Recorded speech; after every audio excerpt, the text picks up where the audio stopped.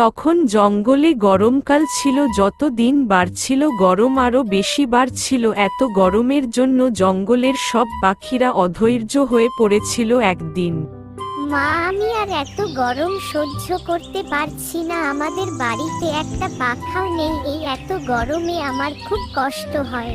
আমার সোনা মেয়ে, আর দুটো দিন কষ্টকর বৃষ্টি হলে আর গরমে। কিন্তু এত গরমে তো আমার দম বন্ধ হয়ে আসছে। আমি এত কষ্ট আর সহ্য করতে পারছি না।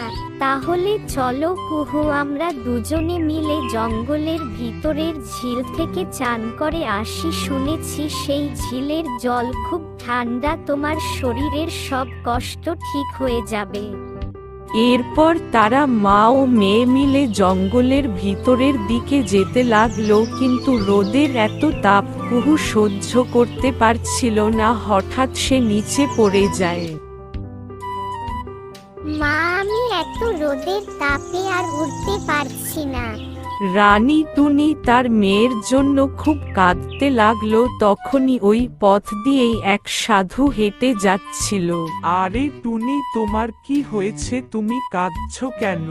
সাধু বাবা, জঙ্গলে প্রচুর গরম পড়েছে। অনেক দিন হয়ে গেল বৃষ্টিও হয়নি। এত গরমের কারণে আমি আর আমার মেয়ে জঙ্গলের ভিতরের ঝিলে স্নান করতে যাচ্ছিলাম, কিন্তু রোদের এত তাপ সহ্য করতে না পেরে আমার মেয়ে উড়তে উড়তে মাটিতে পড়ে যায়। এখন আমরা কি করব? এত গরম না কমলে আমরা জঙ্গলের সব পাখিরা তো মারা যাবে। আপনি কিছু করুন। রানী টুনি, তুমি তোমার মেয়েকে নিয়ে বাড়ি ফিরে যাও। বাসায় গিয়ে তুমি দেখবে তোমার বাসার ভেতর একটি এসি লাগানো আছে। এই এসি তোমার ঘর ঠান্ডা রাখবে, তোমাদের আর গরম লাগবে না। আর যেসব গরিব পাখিদের বাড়িতে পাখা ও এসি নেই, তাদের তুমি তোমার বাড়িতে আশ্রয় দেবে। এর ফলে যতদিন না বৃষ্টি হয় জঙ্গলের কোনো পাখির কষ্ট হবে না। আমি এখন যাই। এরপর টুনি বাসায় ফিরে যায়। বাসায় গিয়ে সে দেখে বাসার ভিতর একটি এসি লাগানো আছে।